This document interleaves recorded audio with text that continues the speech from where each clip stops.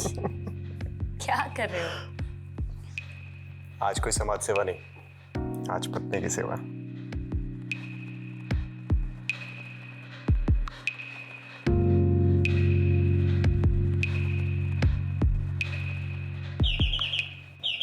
आया माँ। मामा क्या हुआ? बेटा इधर। क्या हुआ माँ?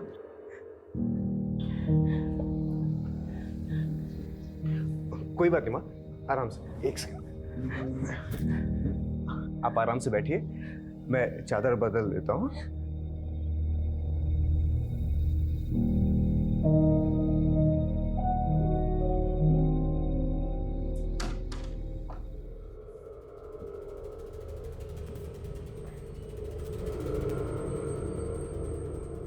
I'm sorry प्रीत, वो माने। मिराज प्लीज कोई मेहरबानी मत करो मुझ पर। अभी फिर से बेल बजेगी और तुम स्कूल के बच्चे की तरफ भागते हुए जाओगे। प्रीत, ये तुम किस तरह की बातें कर रही हो? अरे मेरी माँ है वो, मेरा फर्ज बनता है उनकी देखभाल करना। और मैं तुम्हारी बीवी हूँ मिराज, बीवी की तरफ तुम्हारा कोई फर्ज नहीं बनता? प्रीत, मैंने आज तक कभी तुमसे कुछ नहीं छुपाया, तुम पहले से जानती थी मेरी लाइफ के बारे में। बेहतर होगा तुम एक्सेप्ट करना चालू कर लो।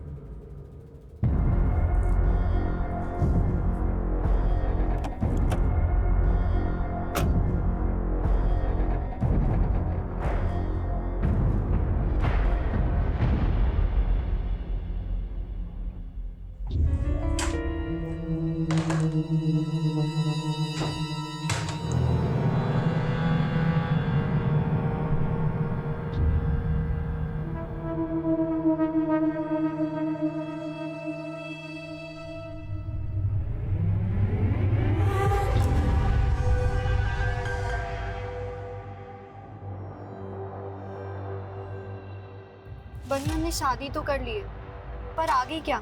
तूने यार मेरे लिए अपना घर छोड़ता, मैं तुझे थोड़ी कुछ होने दूंगा।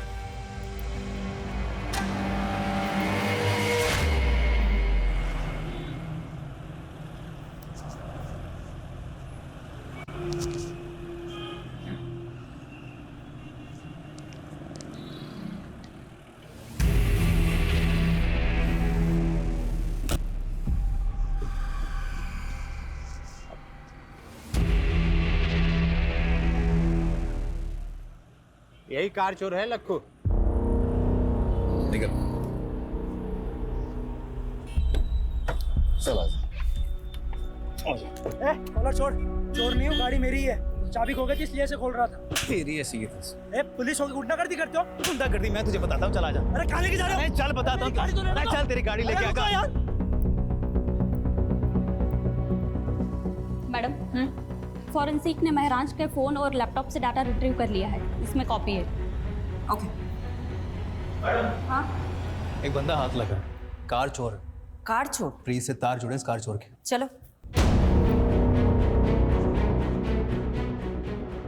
क्या मैडम, एसी लगवाना चाहिए ना इंटरोगेशन रूम में? अब बोलो तो एक first class AC second hand में दिलवाओ। लखू तो एयर कंडीशन की नहीं, अपनी कंडीशन की फिक्र कर। मर्डर का चार्ज लगा है तेरे पे, वो भी एक नामी नेता का। बुरा फंसने वाला है तू। सिंगल कर रहे हो ना मैडम, सब समझता हूँ मैं ना। होड़ पट्टी देके नहीं देते हम, सीधा कूट देते हैं। अरे मैडम, मैंने ऐसा कौन सा गुनाह कर दिया कि आप लोग मुझे मर्डर के चार्ज में फंसा रहे हो? नाटक बंद कर, इसे देख और अच्छे से बता, जानता है इसे? यादव का कहना है तुम्हारा चक्कर महराज की बीवी प्रीत के साथ है। देखा यादव, मैंने कहा था ना, लक्खू जैसे फटीचर आदमी के साथ प्रीत का चक्कर हो ही नहीं सकता। ओ मैडम, फटीचर नहीं हूँ मैं, महीने का 1,00,000-1.5 लाख कमाता हूँ। और वो प्रीत क्या मुझे पालेगी? उल्टा मैं उसके खर्चे उठाता था। सच आ गया ना जुबान पर। अब बता, कार चोरी करते करते प्रीत को कैसे फंसाया? वो शादी से पहले मैं प्रीत को ड्रग सप्लाई करता था। नशे की लत थी प्रीत को, उसे माल मिलता था और मुझे मजे। लेकिन प्रीत के भाई बनने को जब हम दोनों के बारे में पता लगा तो उसने महराज के साथ उसकी शादी कर दी। धीरे धीरे उसके नशे की लत भी छूट गई, दिल तोड़ के चली गई मेरा। बस उसी दिन से मैंने भी ड्रग्स की लाइन छोड़ दी। ओए मजनू, प्रीत के कॉल रिकॉर्ड से पता चला कि तू शादी के बाद भी उससे बात करता था फोन पे। साहब, प्रीत ने खुद मुझे ढूंढा था सोशल मीडिया पे, फिर कॉल भी किया था मुझे। लक्कू प्लीज मेरी बात सुन, मैं सच में तुझसे बहुत प्यार करती हूँ। तू मुझे यहाँ से कहीं ले चल, कहीं दूर चलते हैं ना हम दोनों। एक बात और, मैं अकेले नहीं आऊंगी, मिरांज के दिए हुए पैसे और गहने लेकर आऊंगी। प्रीत थोड़ा वेट कर, मैं कुछ करता हूँ। अच्छा प्रीत, वो गहने कितने के होंगे वैसे? महराज को शक हो गया था तुम दोनों पर, तुम दोनों का मिलना मुश्किल हो गया था, इसलिए तुमने महराज के मर्डर का प्लान बनाया। कुछ भी कहोगे मैडम, एक औरत होते हुए मेरी सिस्टर पे इतना घटिया आरोप लगाते हो, आपको शर्म नहीं आती? उस कार चोर ने कहा और आपने मान लिया। झूठ बोल रहा है वो, मेरे से पूछ लो, कहानियां बना रहा है। सच है ये, क्या है? सच है बनी, मेरा लक्कू के साथ अफेयर था। तेरा दिमाग फिर गया है? लक्कू ने यह कबूल किया है कि उसने ही महराज को मारा है, प्रीत के कहने पर। ये झूठ है और लक्कू से मुझे कोई प्यार नहीं था। मैं लक्कू का सिर्फ इस्तेमाल कर रही थी ताकि मैं मिरान से अलग हो सकूं। पर क्यों? क्या आप पति पत्नी में रिश्ते अच्छे नहीं थे? मिरांश और मेरा प्यार से ज्यादा दया हमदर्दी का रिश्ता था। उसके लिए तो मैं सिर्फ एक सोशल प्रोजेक्ट थी जिसने मेरे जैसी नशे की मारी औरत का भला किया था। बनी, मुझे थैंक यू कहने की कोई जरूरत नहीं है। अरे मुझे तो इस बात की खुशी है कि मैं प्रीत से शादी कर रहा हूँ और एक ऐसी लड़की को नई जिंदगी दे रहा हूँ जो नशे की गिरफ्त में है। मिरांश द ग्रेट के लिए हम सब बेचारे थे। उसकी अपनी माँ, मैं, मेरा भाई, हम सब पर एहसान थे मिरांश के। बनी, तुम पर क्या एहसान था महराज का? मैडम जी सॉरी, इसका दिमाग फिर गया है। मैं ही बेरोजगार था, जिया जी ने तो मुझे मोबाइल स्टोर खुलवा के दिया था। मिरांश के दिल में सबके लिए प्यार से ज्यादा दया थी। वो ये भूल गया था कि रहम की जिंदगी एक वक्त के बाद घुटन बन जाती है और उसी घुटन से बचने के लिए मैंने लक्कू की मदद ली थी। पर मैंने मिरांश को नहीं मरवाया। जहां तक मैं लक्कू को जानती हूँ वो भी ये सब नहीं कर सकता। प्याज की तरह पर्दे खुल रही हैं प्रीत। मुझे ऐसा लगता है कि ये प्रीत और बनी हमसे बहुत कुछ छुपा रहे हैं। मैडम ये प्रीत और बनी दोनों भाई बहन पंजाब में लुधियाना गिराने वाले। चलो लग जाते हैं प्याज के पर्दे खोलने में, देखते हैं किसके आंसू निकलते हैं, प्रीत के या बनी के।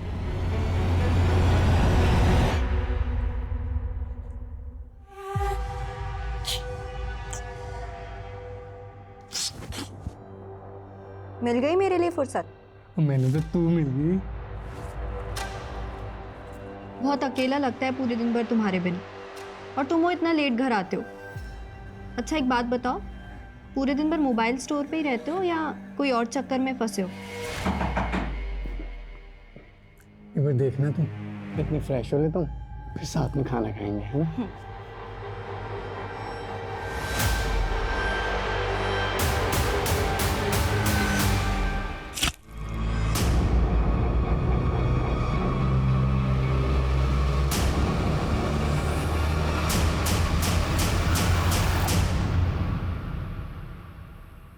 अभी भी महराज भाटी के केस में उलझे हो? कोई सस्पेक्ट नहीं मिला? सस्पेक्ट्स है, सबके पास मोटिव भी है, लेकिन इतना रायता फैल चुका है ना, I am losing my objectivity. कोई दिशा नहीं मिल रही केस में। आई थिंक महराज को आइडिया हो गया होगा कि उसकी जान को खतरा है। कैसे? शिफाली, जो लोग पब्लिक और पॉलिटिशियंस के बीच में घिरे रहते हैं ना, उनका इंट्यूशन बहुत स्ट्रांग हो जाता है। वो अपने आसपास के खतरे को सूंघ लेते हैं। अगर महराज भाटी को भनक थी कि उनकी जान को खतरा हो सकता है, तो वो प्रिकॉशनरी स्टेप्स तो लिए होंगे ना? बिल्कुल। आमीन, अगर मैं महराज भाटी की जगह होता तो उस शख्स के खिलाफ सबसे पहले सबूत इकट्ठे कर रहा होता जिससे मुझे सबसे ज्यादा खतरा हो। मेक सेंस, लेकिन अगर बस good night and good luck to both of अस।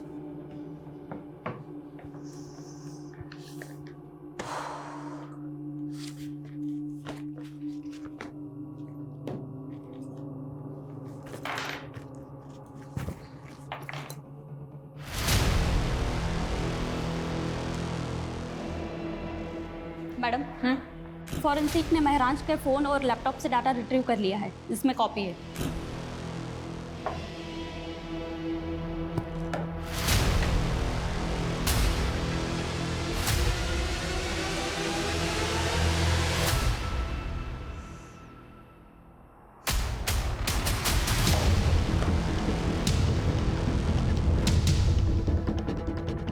पारुल, मैंने तुम्हें एक एड्रेस भेजा है। कल सुबह 9 बजे मुझे इसी एड्रेस पे मिलना, 9 AM शार्प।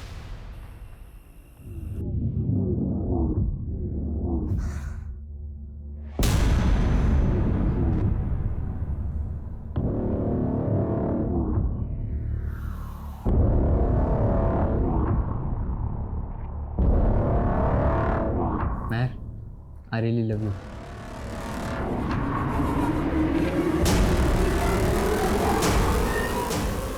एक मिनट, एक किस के 500 लूंगी और 2 किस के 800।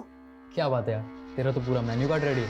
और अगर तू 1000 देगा तो फिर मैं अपना टॉप भी निकाल दूंगी, और अगर 3000 तो फिर ये सारे कपड़े। हाँ,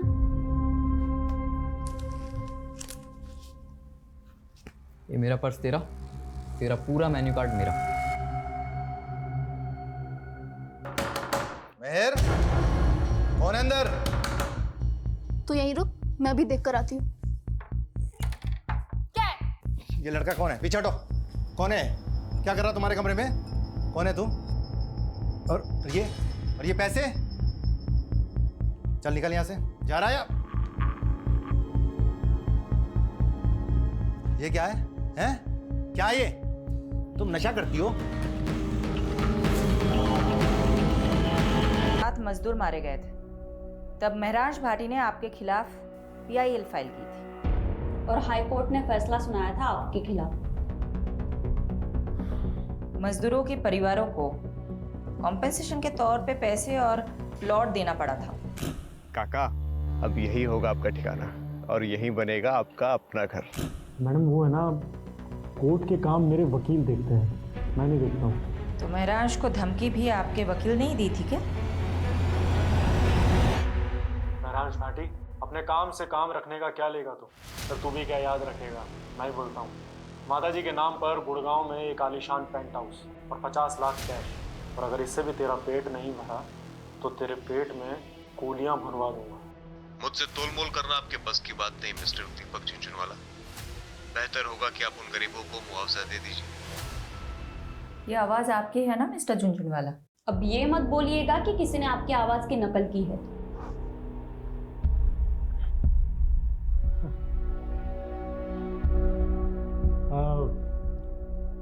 हाँ, आवाज़ तो मेरी है मैडम, मगर आप कुछ प्रूफ नहीं कर पाएंगे इससे। अब इतना कानून तो मैं भी जानता हूँ कि ये कोर्ट में audio recording as evidence admissible नहीं होती। मिस्टर झुंझुनवाला, कोर्ट तो बहुत दूर की बात है, मैं आपको डिटेल में बताती हूँ हम आपके साथ क्या करेंगे। तो तेरे घर पर तो मैं CBI और ED की रेड करवाऊंगा, बर्बाद कर दूंगा तुझे, और अगर ऐसा ना हुआ ना तो मेरा नाम झुंझुनवाला नहीं। यहाँ तेरी कोई नहीं सुनने वाला, और अब तो विटनेस भी है तेरे खिलाफ। तू तो अब गया। कौन विटनेस?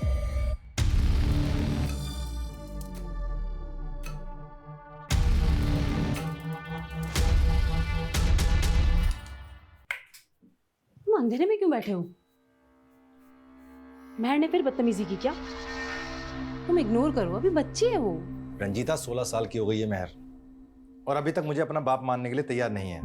मुझे लगता है वो हमारा लिव इन में रहना एक्सेप्ट नहीं करेगी, इसलिए हमें शादी कर लेनी चाहिए। प्लीज समर, महर को अपने मतलब के यूज करना बंद करो। हम दोनों साथ में हैं क्योंकि हम दोनों को एक दूसरे की जरूरत है। अच्छा, एक काम आया है, वो करना है, काफी बड़ा घर है, कल डिटेल में बात करते हैं।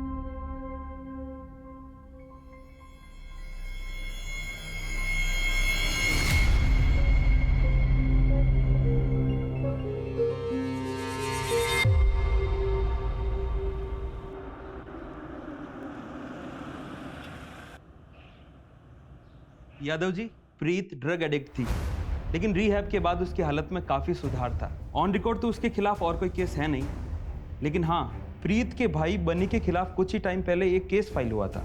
बनी के खिलाफ? क्या मामला था? किडनैपिंग का। ये रही उस केस की फाइल। आंटी प्लीज कुछ खा लीजिए, महराज कहीं भी होगा आपको इस हाल में देख के बहुत दुखी होगा। लोकेश, अब तुम्हें माँ जी की फिक्र करने की कोई ज़रूरत नहीं है। मैंने इनके लिए फुल टाइम नर्स अपॉइंट कर दी है। तुम नहीं भी आओगे तो चलेगा। प्रीत, माँ जी को नर्स की नहीं अपनों की जरूरत है। तो इनकी अपनी मैं हूं ना, बहू हूं इनकी। इनका ख्याल कैसे रखना है वो तो मुझ पर छोड़ दो। अब तो बनी भी यही है, वो भी माँ जी का ध्यान रखेगा।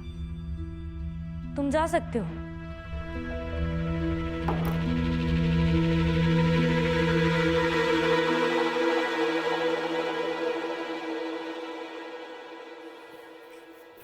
एक साल पहले लवलीन और बनी लुधियाना से भागकर दिल्ली आ गई।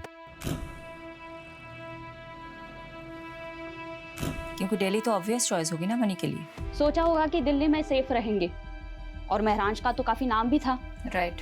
लेकिन ऐसा हुआ नहीं। 6 महीने तो अच्छे से गुजरे, और फिर एक दिन अचानक लवलीन का भाई उसे घर आया और चाकू से वार करके उसकी हत्या कर दी।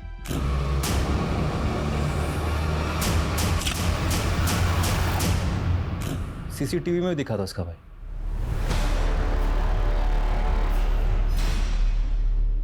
मैंने मारा है अपनी बहन लवलीन को। बहुत बड़ा पाप हो गया मुझसे, और इस पाप की सजा मैं खुद को दे रहा हूं। अपनी जान ले रहा हूं।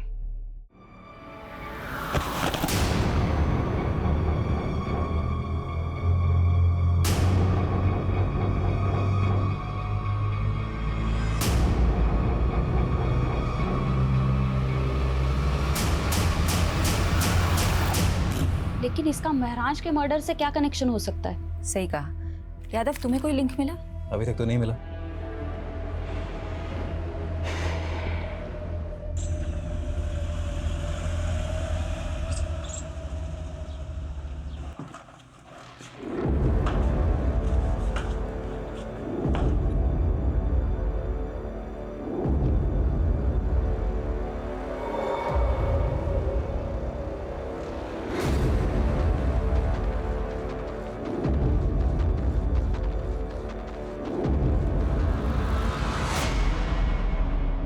किससे मीटिंग चल रही थी?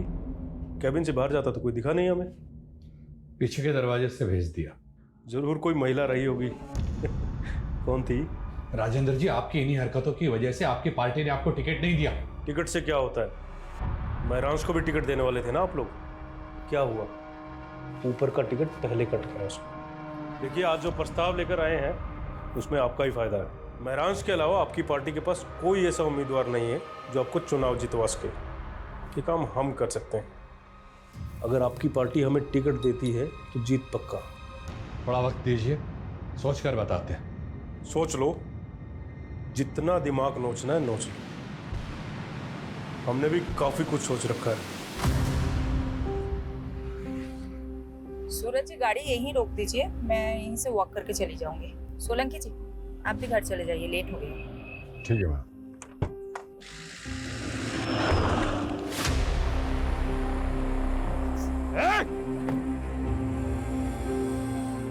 मैडम, आप ठीक है? हाँ हाँ, देखिए किसकी गाड़ी है। कंट्रोल रूम, एक सिल्वर कलर की कार अभी अभी गांधी रोड से गुजरी है और उस पर नंबर प्लेट भी नहीं है।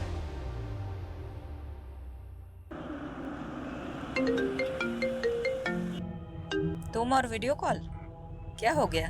तुम ठीक हो? कहाँ चोट आई है, दिखाओ मुझे। अच्छा, तो तुम्हें पता चल गया? मेरे भी सोर्सेज हैं, लेकिन बात मत बदलो तुम। उस गाड़ी का कुछ पता चला? पता नहीं चला, लेकिन चल जाएगा। राजेंद्र का क्रिमिनल रिकॉर्ड है।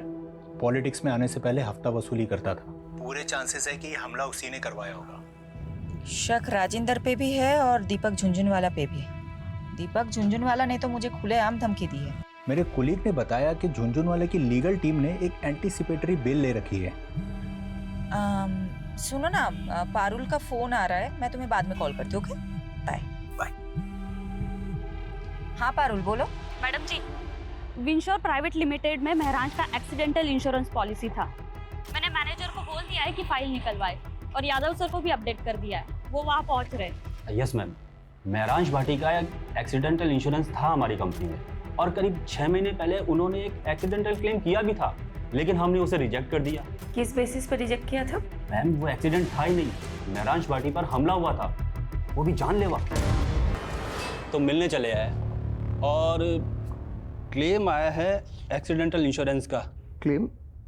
पर मैंने तो कोई क्लेम नहीं किया। वो प्रीत जी ने किया है। वो एक्चुअली मैंने सोचा हॉस्पिटल के एक्सपेंसेस कवर हो जाएंगे ना, बस इसीलिए।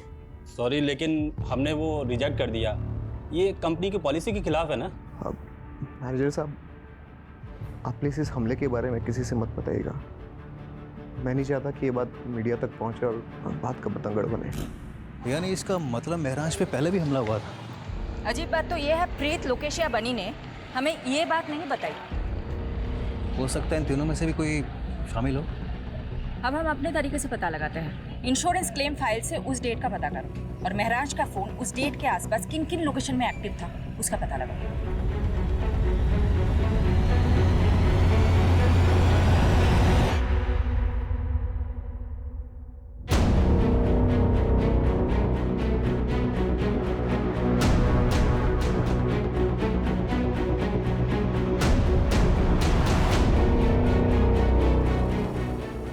मैडम, युवा रिपब्लिक पार्टी की त्रिपाठी ने अचानक प्रेस कॉन्फ्रेंस बुलाई है कैंडिडेट का नाम अनाउंस करने के लिए।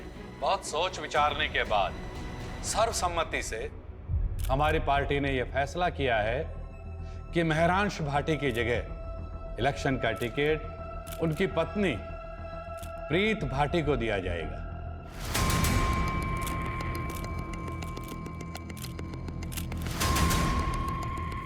मैं त्रिपाठी जी और पार्टी के सभी वरिष्ठ सदस्यों को आभार प्रकट करती हूँ। मेरे पति महरांश, उनकी ख्वाहिश थी इस शहर के लोगों की सेवा करना। तो क्या टिकट पाने के लिए प्रीत ने महराज को रास्ते से हटाया होगा? साथ ही मैं दिल्ली पुलिस से भी दरख्वास्त करती कि मेरे पति महराज के कातिल को जल्द से जल्द पकड़ा जाए। और आप सब लोग। हाँ यादव, कुछ मिला? मैडम, एक हिस्ट्री शीटर है केदार कामरे, 4 महीने से फरार चल रहा था। तुम पहुंचो, मैं पेपर वर्क तैयार करके तुम्हें वही डायरेक्ट मिलूंगी।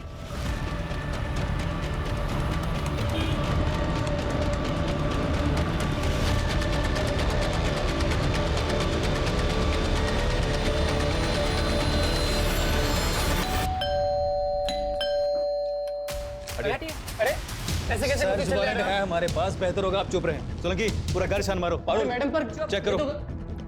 अरुण, अरे सर ऊपर कहाँ जा रहे हो? अबे चुप कर। अरे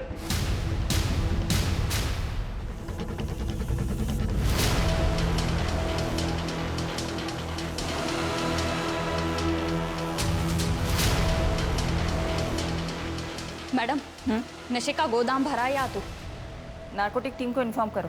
यादव, सब कुछ सील कर दो। प्रीत, तुम हमारे साथ चलो, तुम्हारे साथ बहुत सारी बातें करनी है। और इलेक्शन लड़ने का जो विचार है ना तुम्हारे मन में, वो भूल जाओ, क्योंकि ये खबर मीडिया तक जरूर पहुंचेगी। मैंने महराज को नहीं मारा है, लेकिन केदार से मैं ड्रग्स खरीदती थी। एक्चुअली उस दिन लक्कू के पास जब माल नहीं था तो उसने मुझे केदार का कांटेक्ट दिया, तो मैं उससे ड्रग खरीदने मेरठ गई थी। और महराज को ये बात पता चल गई थी, राइट? महराज को एक्चुअली शक होने लगा था कि शायद मैं फिर से ड्रग्स लेने लग गई हूँ, इसलिए वो मेरा पीछा करता था।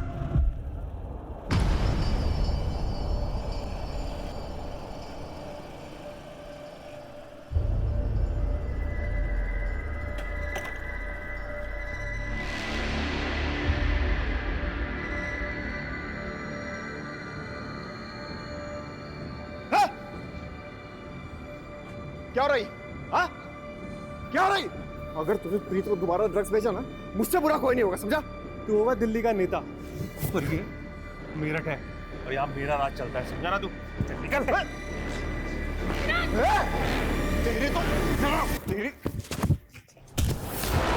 केदार और उसके आदमियों ने महराज को बुरी तरह से मारा था, लेकिन फिर भी महराज का इरादा नहीं बदला। और तुम तंग आ गई थी।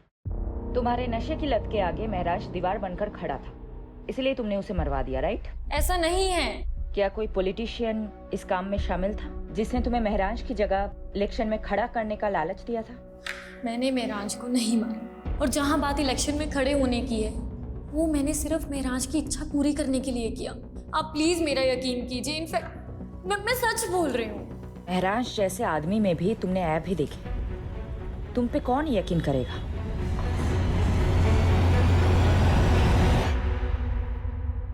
प्रीत, लक्खू, राजिंदर, दीपक झुंझुनवाला, ड्रग पेडलर केदार और बनी, ये सब सस्पेक्ट्स के तौर पे हमारे सामने आए। लेकिन किसी के खिलाफ हमारे पास कोई कॉन्क्रीट सबूत ही नहीं है।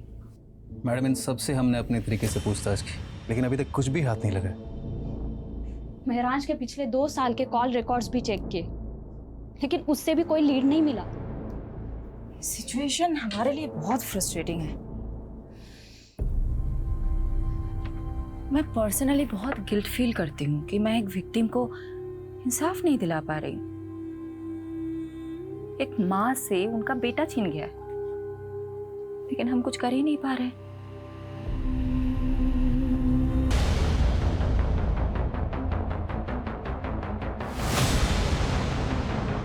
अरे मिट्टी डल गई उन सब पे, अब आपको और हमें बस आगे की सोचना चाहिए।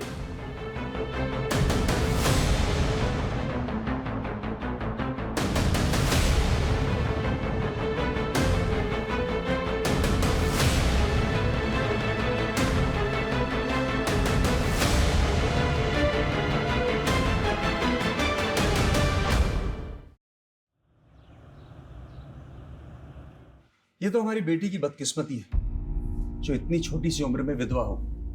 वैसे भी अकेले जिंदगी काटना बहुत ही मुश्किल काम है। वैसे भी हमारी बेटी अभी तो यंग है, इसीलिए हमने इसकी दूसरी शादी का विचार किया और हम बहुत खुशकिस्मत हैं जो हमें इतना अच्छा लड़का मिला।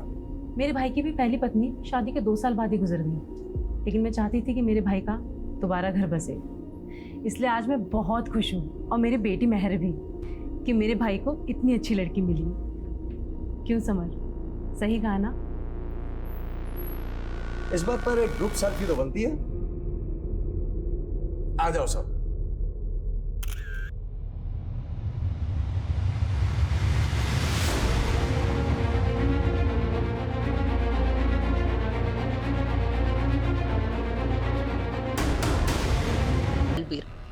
तलवीर कहीं वही तो नहीं इसने बाद में सुसाइड कर लिया था?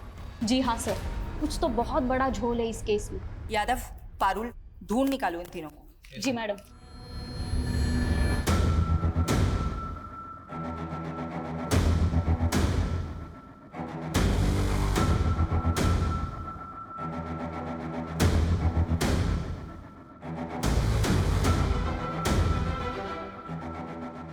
मैडम, उस औरत के बारे में पता चल गया। रंजीता नाम है उसका। कुछ साल पहले प्रोस्टिट्यूशन के धंधे में थी, लेकिन अब A क्लास की एस्कॉर्ट होगी और अब लोगों को ठगने का काम भी शुरू कर दिया उसने। चारा डाल दो। ओके। 5,000 दूंगा, लेकिन जगह एकदम सेफ होनी चाहिए। उसकी फिक्र मत करो। कैसी जगह जाना है, होटल या? अरे नहीं नहीं, होटल नहीं, ऐसी जगह जहाँ पुलिस का लफड़ा ना हो। समझ गई। चलो, मैं जानती हूँ ऐसी एक सेफ जगह।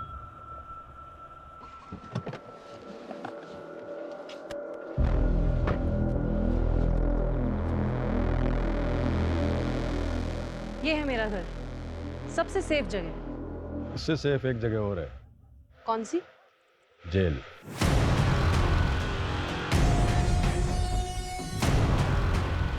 पारुल,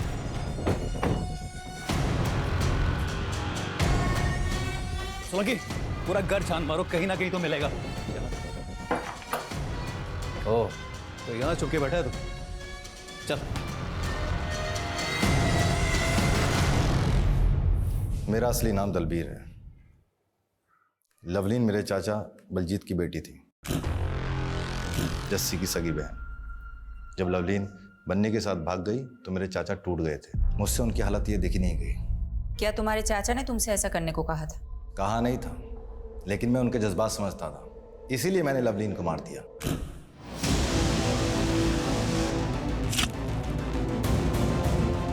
और एक सुसाइड का नाटक किया ताकि आप लोगों से बच सकूं और एक नई जिंदगी शुरू कर सकूं। तुमने अपनी जगह जिस आदमी की लाश रखी थी वो कौन था? पता नहीं, कोई शराबी था, कदकाठी से मुझसे मिलता था।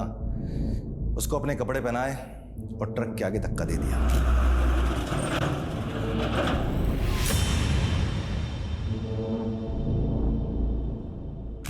क्या तुम्हारे इस प्लान में बलजीत और जस्सी भी शामिल थे, इसलिए बलजीत ने तुम्हारी लाश की झूठी शिनाख्त की?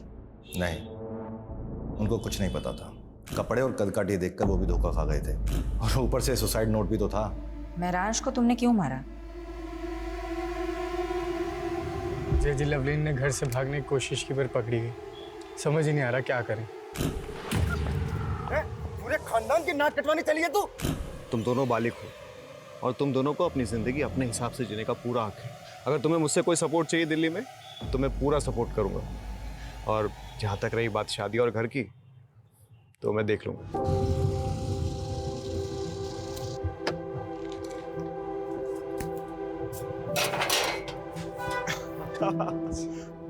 जीते रहो जीते रहो, मुबारक हो। अब आज से यह है तुम दोनों का नया घर। आओ, और किराए की बिल्कुल फिक्र मत करना। 3 महीने का एडवांस मैं पहले ही दे चुका हूँ। शुक्रिया महराज भैया, अगर आप नहीं होते तो हम दोनों कभी एक नहीं हो पाते। और तुम दोनों की शादी की अर्जी मैंने कोर्ट में ऑलरेडी डाल दी है और जल्दी तुम दोनों हस्बैंड वाइफ बन जाओगे। लवलीन कभी अपने प्लान में कामयाब नहीं होती अगर वो महरांश उन दोनों को सपोर्ट नहीं करता। मेरे चाचा को जो दुख पहुंचा, मेरे खानदान पर जो कालिक लगी, उसका जिम्मेदार महरांश था।